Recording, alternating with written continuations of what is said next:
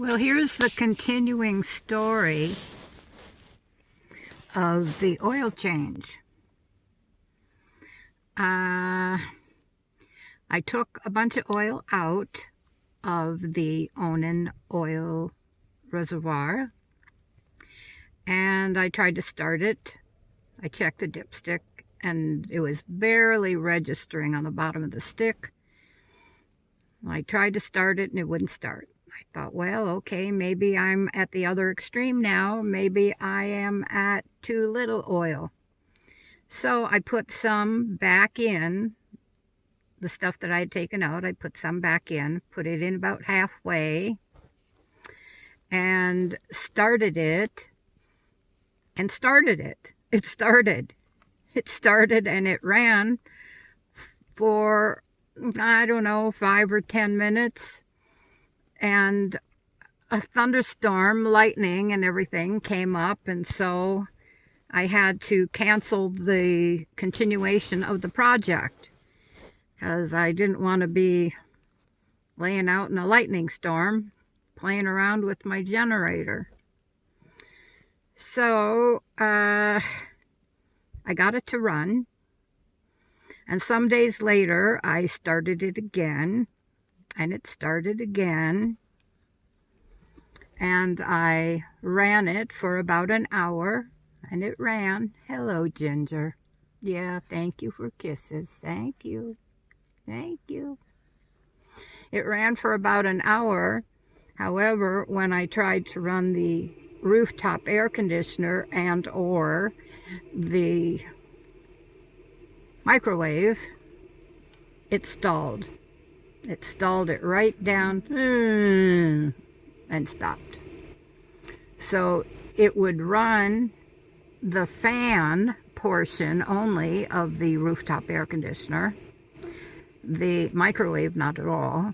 And of course you can't run them both at the same time. You know that. You can only do one or the other with an Onan 1800.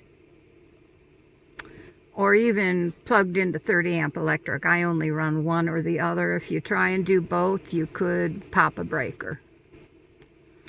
So that is the status. I tried again to start the generator about a week and a half ago, and it wouldn't start again. It would not even start. I thought, well, sounds like electric problem, because the battery, you know, the starter would do its thing, and then the next time you hit the button it did it a little bit less, and the next time it's like, I don't even want to think about it, but I'll kind of think about it. So I thought, okay, maybe the battery is just not up to snuff. Maybe it's worn down, because you know I've already replaced that battery because I thought the other one was dead. Anyway, I'm not going to replace a 2-month-old battery, so I went to Harbor Freight and bought a battery charger and brought it home and hooked it all up. And it said on the box, well, somewhere, it said that the clamps are not charged unless they're actually on the battery. Well, the first thing I did is I tried to plug the battery charger inside the van while the van was plugged into electric. Well, that was not clever, because of course the battery thing read I'm fully charged, because it was getting a charge from the 30 amp circuitry. I went to bed, I packed up the battery charger, put it all back together. And overnight, next morning, I thought, wait a minute, that's not right. You can't maybe charge a battery that's already showing fully charged because it's running off the 30 amp circuit. So I emptied out the back of the van again, because that's what I got to do to get to the battery. I emptied everything out, took the battery charger back out of the box, put it back on and nothing lit up. Oh, and I plugged it in with an extension cord to a different outlet, a regular household outlet, but it's on the post. So I plugged it into that and nothing lit up at all. I mean, there's little idiot lights on the front of the battery charger. Didn't light up. So I thought, well, when all else fails, read the directions. So I read the directions, and that's when I learned that the clamps weren't charged unless they were on the posts. Well, I had them put on the post again and again and again, and nothing was happening. I even listened, like, is there a humming going on inside there? Is something happening? I was sitting there waiting for something to happen. And I thought, well, this is dumb. Probably nothing is happening. So I read more of the directions, and it said that these little idiot lights would come on, and they didn't come on.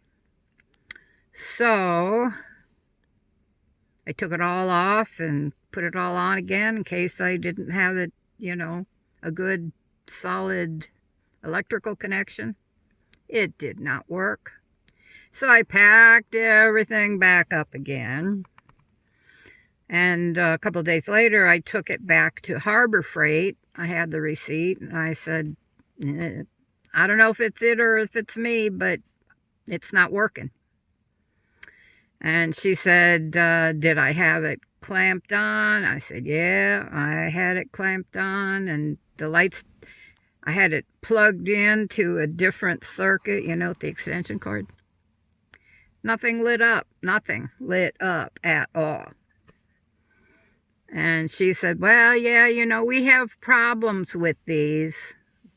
People bring them back. They, right out of the box, they don't work. I went, okay. She said, we have these other ones that cost more, and they don't come back to us as often. And I went over and I looked at them, and I just didn't like the look of them. So I didn't buy it.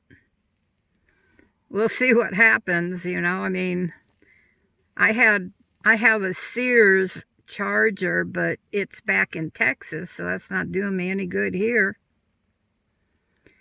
I'll see what happens. Maybe the charging is working all right. Because of the, what is it called? Converter? Not the inverter, the converter. I've been told that I needed to replace that, but I was told that by the people who were trying to sell me an overpriced converter and also trying to sell me a new $4,000 generator. So I was a little skeptical about what they were telling me. So in order to change the converter, I have to empty off a whole huge pile of stuff off of what theoretically is a twin bed, 24-inch twin bed. And I've got it piled up with stuff, and it's a big job, So I'm not going to do that too quickly. What I did do is I bought a little solar panel and the wires to hook it up to the battery so that if I'm someplace where it's sunny, I can at least trickle charge it. See if that'll help. In the past, I brought a 65 amp solar folding suitcase panels that I bought years ago for an outrageous, what is now like outrageous. Back then it was 600 bucks for it, and it was only 65 watts, so pretty expensive. But that's 10 years ago. They cost more back then. So anyway, back in the day when I went and camped on the beach in Texas, and the battery wore down after a week or two camped on the beach, I just plugged in that solar panel and it did the job. Well, That solar panel weighs a ton. So I left it back in Texas. I left it back in Texas. I can only put so much stuff on the cargo rack. On these Dodge Pleasureways, you're not supposed to have any cargo rack, never mind something on the cargo rack, because the heavier the rack, the more the front end of the van wants to lift up, and there goes your steering. Not so good. Anyway, so that's the continuing story of trying to get the generator to run and changing the oil, and too much oil and not enough oil. And then if you try and start it too many times in a row, you start wearing out your starter. You're only supposed to try 3 times.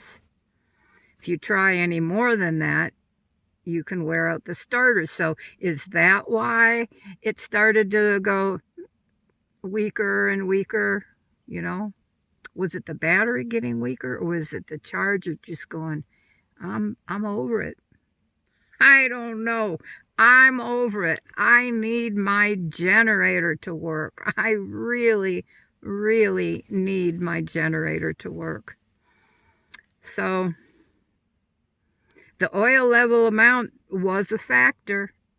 And I've seen a lot of people on YouTube say, oh yeah, I had my oil changed and then the Jenny wouldn't start. Or I changed my oil and then the Jenny wouldn't start. I changed my oil and it was just a little bit high and my Jenny wouldn't start. So that is a factor. That is genuinely a factor. Because they all said, and I took some out and it started just fine. Ran for a long time. So if that's your problem, these are factors to consider.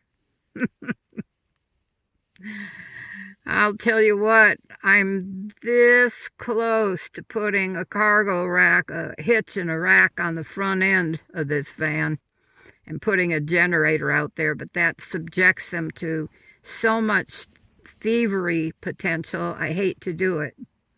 Years ago, I saw a picture of somebody in their van and they had a Jenny on the front end of the van, and I thought, man, that looks so hokey. And now I'm considering doing the same thing because it's like $5,000 to buy a new generator and put it in. And then the new generators don't exactly fit, even though it's an 1800. It's shaped and sized a little differently, so then you've got to do some alteration. It could be $6,000 by the time I'm done putting in a new generator in a 27-year-old van. Now, is that logical? No. So I may be one of those hokey. You may see me driving down the road sometime and go, man, look at that hokey setup. She's got a generator on the front end of her van. Well, you know what? That costs $1,000. And a new one underneath where you can't see it costs $6,000. I don't know about your math, but I like 1 better than 6. Wish me luck. Someday I'll get this problem solved. Really, I will somehow. Somehow, some way, I will get this problem solved. I hope you're having no trouble with your generator if you have one. I hope your day is going well, your week, your month, your year. I hope it's all going well for you. Take care. Bye-bye.